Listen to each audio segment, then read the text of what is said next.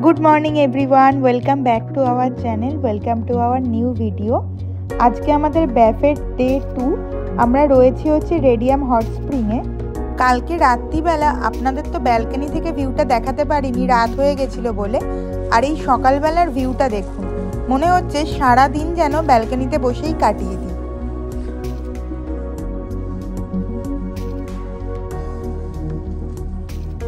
আজকে আমাদের সকালের ব্রেকফাস্ট হচ্ছে ম্যাগি আর ডিম সেদ্ধ।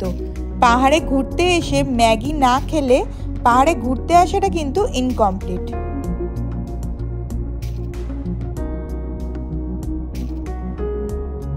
এখন সময় হচ্ছে সকাল 9:30 মতো, আর পুরো রেডিও হয়ে গেছি। আর 5-10 মিনিটের মধ্যে বেরিয়ে পড়বো। আজকে কিন্তু বেশ লম্বা প্ল্যান রয়েছে।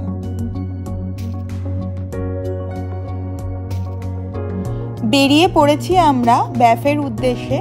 আর কালকে রাতে আর আজকে আমরা যেখানে থাকবো সেটা হচ্ছে radium hot spring. Radium hot spring কিন্তু ব্যাফ মানে অ্যালবার্টা প্রভিন্সের মধ্যে পড়ে না, এটা আরেকটা কানাডার প্রভিন্স, যেটার নাম হচ্ছে ব্রিটিশ কলম্বিয়ার মধ্যে একটা সিটি।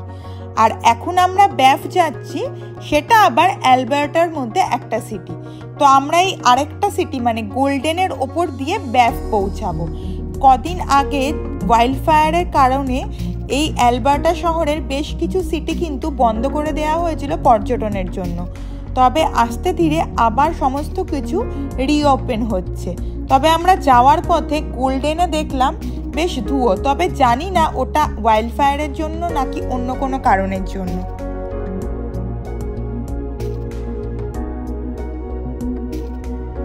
এইবারের ওয়াইল্ড ফায়ারটা সবচেয়ে বেশি এফেক্ট ফেলেছে জ্যাসপার সিটিতে। অ্যাকচুয়ালি আমাদেরও এই প্রথম দুটো দিন মানে গতকাল আর আজকে থাকার কথা ছিল জ্যাসপার সিটিতে, কিন্তু ওয়াইল্ড ফায়ারের জন্য যেহেতু জ্যাসপার সিটি বন্ধ, তার জন্য আমরা জ্যাসপারে না থেকে রেডিয়াম হট স্প্রিং চুজ করি। তবে জ্যাসপার কিন্তু এখনও ওপেন হয়নি। স্থানীয় লোকদেরও ওই সিটি থেকে বার করে অন্য কোনো শেল্টারে রাখা হয়েছে। জ্যাসপার আমাদের ঘোরা হলো না, তার জন্য ব্যাফ আর রেডিয়াম হট স্প্রিংয়েই আমরা থাকছি। তবে হ্যাঁ, জ্যাসপার যাওয়ার পথে যে আইসফিল্ড পার্কওয়ে, যেটার জন্যই সবচেয়ে বেশি পপুলার এই জায়গাটা, সেইটা ওপেন করে দিয়েছে। তো ওই ভিউটা আমরা এনজয় করতে পারবো। এখন আমরা একটা ড্রাইভ থ্রু টিম হর্টেন্স থেকে কফি নিয়ে নিচ্ছি, কারণ সকালবেলা চা কফি কিছু খাওয়া হয়নি। আর এখানে না বিভিন্ন জায়গায় এই ধরনের ড্রাইভ থ্রু থাকে, যেটা আপনি গাড়ির ভেতর থেকে বসেই অর্ডার দিতে পারবেন আর ওখানেই সার্ভ করে দেওয়া হবে। তাতে মানুষের সময় কিন্তু খুব বেঁচে যায়।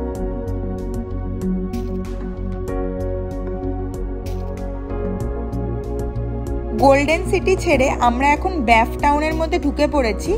আর আজকে আমরা প্রথমে যাব হচ্ছে এমেরাল্ড লেকে। তো মোটামুটি কাছাকাছি পৌঁছেই গেছি, আর 15-20 মিনিটের মধ্যেই আমরা ঢুকে পড়ব।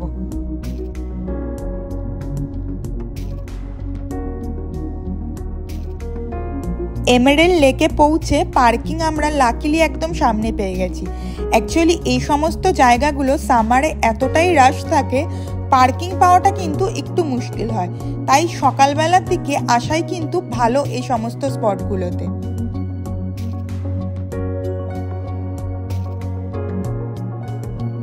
পার্কিং থেকে 300 মিটার মতো হেঁটে পৌঁছে গেছি একদম এমেরাল্ড লেকের সামনে।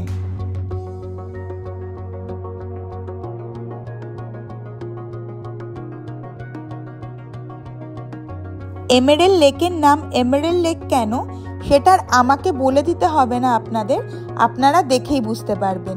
এই জলের কালার এমেরাল্ড গ্রিনের জন্যই এই লেকটার নাম কিন্তু এমেরাল্ড লেক।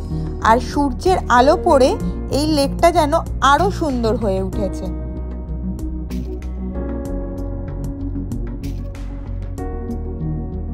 আমার দেখা সমস্ত লেকের মধ্যে সবচেয়ে সুন্দর কিন্তু আমি এমেরাল্ড লেককেই বাছবো। আমার মতো অনেকের মনেই প্রশ্ন আসতে পারে, এই লেকের জলটা এমেরাল্ড কি করে? অ্যাকচুয়ালি গ্লেশিয়ার গলে যে পলির সৃষ্টি হয়, সেই পলিটাই এই লেকে ভাসমান অবস্থায় থাকে, সেটাই কিন্তু এই এমেরাল্ড কালারটাকে নিয়ে আসে এই লেকের মধ্যে।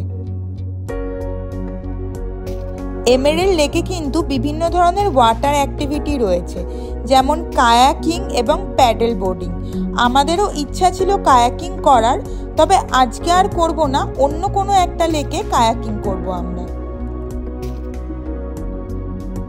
এমেরেল্ড লেকটা চারিদিকে পাহাড় আর জঙ্গলে যেন মোড়া, তবে শুধুমাত্র প্রাকৃতিক সৌন্দর্যও নয়, এই লেকটি অ্যানিমেল লাভারদের জন্য বেশ একটা ইন্টারেস্টিং স্পট। এখানে কিন্তু বিভিন্ন ধরনের অ্যানিমেল দেখতে পাওয়া যায়। আপনারা যদি কানাডা আসেন আর ব্যাফ সিটিতে ঘুরতে আসেন, তাহলে কিন্তু নাম্বার 1 স্পট এমেরেল্ড লেক আপনাদের হতেই হবে। আমরা এমেরেল্ড লেক থেকে বেরিয়ে পড়েছি আমাদের নেক্সট স্পটের জন্য। আর এই যে বড় বড় গাড়িগুলো দেখতে পাচ্ছেন সাদা রঙের, এগুলোকে অ্যাকচুয়ালি আরভি বলা হয়। আরভি যদি কখনো একটা খোলা পায় আপনাদেরকে ভেতরের ভিডিওটা দেখাবো। এর ভেতরে কিন্তু সমস্ত ধরনের জিনিস থাকে, কিচেন, ওয়াশরুম। আর এই গাড়িগুলো নিয়েই অনেকে কিন্তু স্টে করে গাড়িতেই, আর বিভিন্ন জায়গায় এই গাড়ি করেই ট্রাভেল করে।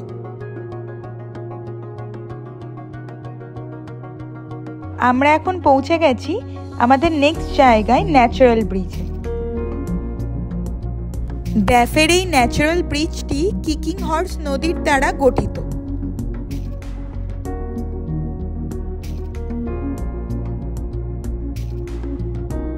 এই নদীটি সময়ের সাথে সাথে আশেপাশের পাথর কেটে একটা ন্যাচারাল রক ফরমেশন করেছে, যেটা ব্রিজ রিসেম্বল করে।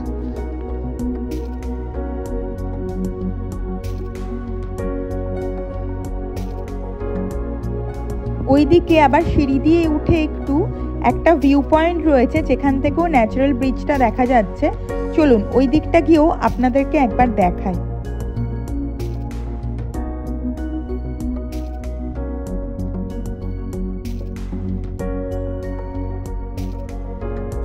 আরেকটা কথা আপনাদের সাথে শেয়ার করি, এমেরেল্ড লেক আর ন্যাচারাল ব্রিজ এগুলো কিন্তু ব্যাফ ন্যাশনাল পার্ক নয়, ইয়োহো ন্যাশনাল পার্কের মধ্যে অবস্থিত। ন্যাচারাল ব্রিজ থেকে আমরা বেরিয়ে পড়েছি। আপনাদেরকে যেটা বলছিলাম, এমেরেল্ড লেক আর এই ন্যাচারাল ব্রিজ আরও কিছু জায়গা যেটা ইয়োহো ন্যাশনাল পার্কের মধ্যে অন্তর্ভুক্ত। আর এই ইয়োহো ন্যাশনাল পার্ক কিন্তু ব্যাফ ন্যাশনাল পার্কের মতো ভীষণ পপুলার। তবে ইয়োহো ন্যাশনাল পার্ক হচ্ছে ব্রিটিশ কলম্বিয়া প্রভিন্সের আন্ডারে, আর ব্যাফ ন্যাশনাল পার্ক হচ্ছে অ্যালবার্টা প্রভিন্সের আন্ডারে। ইয়োহো ন্যাশনাল পার্কটি প্রতিষ্ঠিত হয় 1950 সালে, আর এটিও কিন্তু ইউনেস্কোর ওয়ার্ল্ড হেরিটেজ সাইটের তালিকায় অন্তর্ভুক্ত।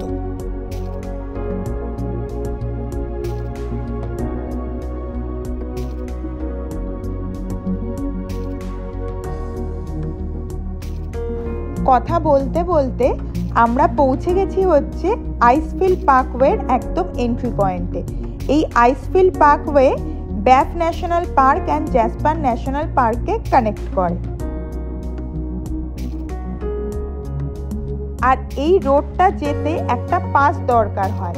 শুধুমাত্র এই রাস্তা নয়, ব্যাফ National Park, Jasper National Park, Yoho National Park সব কিছুর জন্যই একটা পাস হয়। সেটার লাগে মোটামুটি $100 মতো, যেটা আমরা কেটেই এসেছিলাম। শুধুমাত্র এন্ট্রি পয়েন্টগুলোতে এই পাসটা শো করতে হয়। তো এই পাসটা চেক করার পরে আমরা ঢুকে পড়েছি।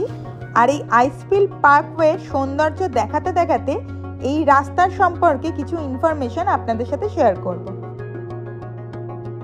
আপনাদেরকে তো সকালে বলছিলাম যে এই জ্যাসপার ন্যাশনাল পার্কটা ওয়াইল্ড ফায়ারের জন্য বন্ধ রয়েছে, তো এই রাস্তাটাও না বন্ধ করে দিয়েছিল। জাস্ট 2 দিন আগেই এই আইসফিল্ড পার্কওয়েটা ওপেন হয়েছে। তো আমরা মোস্ট লাকিয়েস্ট পার্সন বলা যেতে পারে। আর সব থেকে বেশি খুশি আমি হয়েছি এটা খুলে দেওয়ায়, কারণ আমি খুব এক্সাইটেড ছিলাম যবে থেকে ব্যাফ যাওয়া ঠিক হয়েছে এই পার্কওয়েটা এক্সপিরিয়েন্স করার জন্য। আইসফিল্ড পার্কওয়ে কানাডার অ্যালবার্টা প্রভিন্সের মধ্যে অবস্থিত একটা অসাধারণ রাস্তা, যেটা জ্যাসপার ন্যাশনাল পার্ক আর ব্যাফ ন্যাশনাল পার্ককে তো কানেক্ট করে, সেটা আপনাদের সাথে শেয়ার করলাম। তবে এটা ওয়ার্ল্ডের অন্যতম একটা সুন্দর ড্রাইভিং রুট, যেখানে ব্রেথ ট্রেকিং ভিউ এনজয় করা যায়। এই রাস্তাটা 233 কিলোমিটার জুড়ে অবস্থিত আর চারিদিকে বিভিন্ন মাউন্টেন, গ্লেশিয়ার, লেক, ওয়াটারফলসে ঘেরা। এই রাস্তাতেই কলম্বিয়া আইসফিল্ড, যেটা নর্থ আমেরিকার সবচেয়ে লার্জেস্ট গ্লেশিয়ার, সেটা রয়েছে। তবে সেটা আমরা আজকে করব না, আমাদের এই ট্রিপেই রয়েছে অন্য একদিন। এখানে বিভিন্ন হাইকিং ট্রেলসও রয়েছে, তবে সেগুলো বিভিন্ন স্তরেরও রয়েছে, তাই এক্সপিরিয়েন্সড এবং নতুন যারা করছে হাইকার তাদের দুজনদের জন্যই ভীষণ উপযুক্ত। সবশেষে একটাই কথা বলবো, if you are travelling in Canada, driving along this route is a must do experience. আমরা এখন দাঁড়িয়েছি ক্রোফুট গ্লেশিয়ার ভিউ পয়েন্টে। এই আইসফিল্ড পার্কওয়ের বিভিন্ন জায়গা থেকেই ক্রোফুট গ্লেশিয়ার দেখতে পাওয়া যায়। আর এই ক্রোফুট গ্লেশিয়ারের নামকরণের কারণ জানেন? কারণ এটির বিশেষ আকৃতির জন্য, যা একটা কাকের পায়ের মতো নাকি দেখতে, তার জন্যই এটির নাম ক্রোফুট। ক্রোফুট গ্লেশিয়ারটি মাউন্ট ক্রোফুটের পাদদেশে অবস্থিত এবং এতে 3টি আলাদা লোব রয়েছে। কথা, ক্রোফুট গ্লেশিয়ার শুধুমাত্র একটি ম্যাগনিফিসেন্ট সাইট নয়, এবং ক্লাইমেট চেঞ্জ এবং মাউন্টেন ইকোসিস্টেম সংরক্ষণেও একটি গুরুত্বপূর্ণ ভূমিকা পালন করে। ক্রোফুট গ্লেশিয়ার থেকে আমরা আমাদের পরের জায়গায় এসে গেছি, আর সেটা হচ্ছে বো লেক। বো লেক আইসফিল্ড পার্কওয়ের ধারে অবস্থিত একটি অত্যন্ত সুন্দর এবং জনপ্রিয় লেক। বো লেকের ক্লিয়ার ব্লু ওয়াটার এবং চারিপাশের মাউন্টেন ভিউ প্রত্যেকটা টুরিস্টের কাছেই যেন ভীষণ অ্যাট্রাকটিভ। বো লেক অ্যাপ্রক্সিমেটলি 1.2 স্কোয়ার কিলোমিটার জুড়ে বিস্তৃত এবং এটি বো রিভার থেকেও উৎসারিত। বো লেক থেকেই ক্রোফুট গ্লেশিয়ার, বো গ্লেশিয়ার দেখা যায়, তার জন্যই এই বো লেকের সিনিক বিউটিটা আরো সুন্দর হয়ে উঠেছে। গরমকালে যেরকম বো লেকের ঠান্ডা জল আর আশপাশের এনভায়রনমেন্ট এই এলাকার সৌন্দর্যকে আরো বাড়িয়ে দেয়, সেরকমই শীতকালে এই লেক পুরো বরফে মোড়া থাকে, সেই দৃশ্যও কিন্তু খুবই সুন্দর। আর আরেকটা জিনিস জানেন, এই বো লেকেই কিন্তু ঋত্বিক রোশন আর প্রীতি জিন্টার হাইলা হাইলা হুয়া হুয়া গানটা শুট হয়েছিল। বো লেক থেকে বেরিয়ে আমরা পৌঁছে গেছি আমাদের পরবর্তী লেকে, আর সেটা হচ্ছে পেটো লেক। পার্কিং লট থেকে পেটো লেকের ডিস্টেন্স ওই আসা যাওয়া মিলিয়ে 3 কিলোমিটার মতো। ওটা হেঁটেই মানে হাইকিং করেই যেতে হবে। 8 ঘন্টা মতো সময় লাগবে পেটো লেকে পৌঁছাতে, তবে রাস্তাটা বেশ খাড়াই, কিন্তু রাস্তা বেশ ভালোই মেনটেন এখানে সমস্ত হাইকিং ট্রেলে।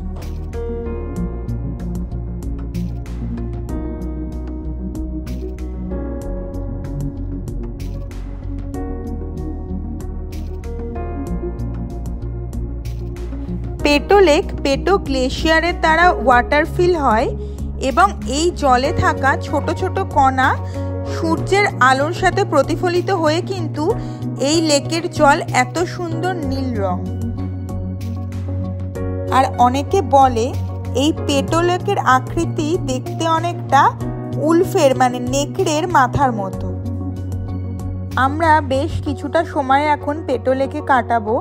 আর জানেন তো, ফটোগ্রাফারদের জন্য পেটো লেক কিন্তু ভীষণ পারফেক্ট একটা স্পট। আর কোই মিল গেয়ার গানের শুটিংটাও কিন্তু এই পেটো লেকেই হয়েছিল।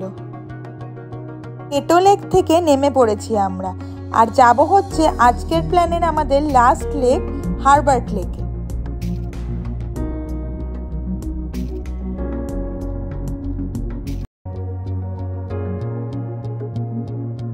এখন টাইম ওই সন্ধ্যে 7:30 মতো, তবে সামারে এই ব্যাফে মোটামুটি 10টার আগে সানসেট হয় না।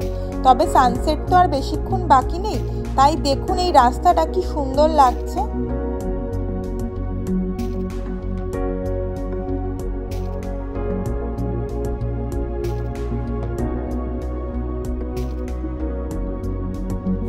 হারবার্ট লেকের পার্কিং লটে একটা আরভি দেখতে পেলাম। ওই যে সকালবেলা এমেরেল্ড লেকে আপনাদেরকে বলছিলাম না, আরভি যেটা নিয়ে ঘোরাও যায় আবার স্টেও করা যায়। তো ওই আরভিতে যারা ছিলেন তাদের সাথে বেশ আলাপ হলো, তা আমি ওনাদেরকে বলাই ওনারা ভিডিও করতে রাজিও হয়েছে। তো আপনাদেরকে ছোট করে একটা আরভির ট্যুরও দিয়ে দেব। আর দেখুন আরভির ভেতরে সবই রয়েছে, কিচেন সেটআপ, গ্যাস থেকে শুরু করে মিনি ফ্রিজ, আবার একটা বসার জায়গা উইথ ডেস্ক, একটা আবার ওয়াশরুমও ছিল। আর এখানে আবার দেখুন একটা বাঙ্ক বেডও রয়েছে রাতে শোয়ার জন্য। বলেছিলাম না জায়গাটা ছোট কিন্তু সব ধরনের ব্যবস্থা রয়েছে। তো চলুন এখন তাহলে হারবার্ট লেকের দিকে যাওয়া যাক।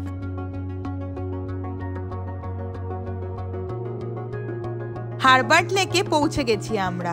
তবে হ্যাঁ, সত্যি কথা বলতে পেটো লেক, বো লেক বা এমেরেল্ড লেক দেখার পরে এই লেকটা আমাদের কাছে খুব একটা ভালো লাগেনি। তবে হ্যাঁ, ভিউ পয়েন্ট যেহেতু তো দেখা তো হলো।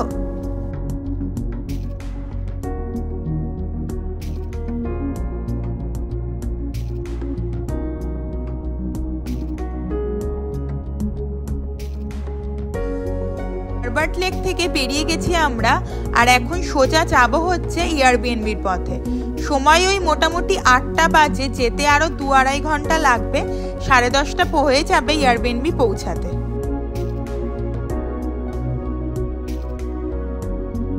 এখন সময় হচ্ছে রাত 11:15। জাস্ট আমরা এয়ারবিএনবি পৌঁছালাম। ভিডিওটা ভালো লেগে থাকলে লাইক করবেন, কমেন্ট করবেন, শেয়ার করবেন, আর চ্যানেলটাকে কিন্তু সাবস্ক্রাইব করতে ভুলবেন না। আর ব্যাফের ভিডিওগুলো কেমন লাগছে প্লিজ লিখে জানাবেন। ততক্ষণের জন্য বাই বাই। ভিডিওটা বন্ধ করার আগে আরেকটা ছোট জিনিস আপনাদেরকে দেখিয়ে দিই, সেটা হচ্ছে বাঙালি তো আলটিমেটলি ভাত কিন্তু লাগেই। তো আজকে রাতে আমাদের মেনু হচ্ছে ডিমের কারি আর ভাত। চলুন তাহলে, গুড নাইট।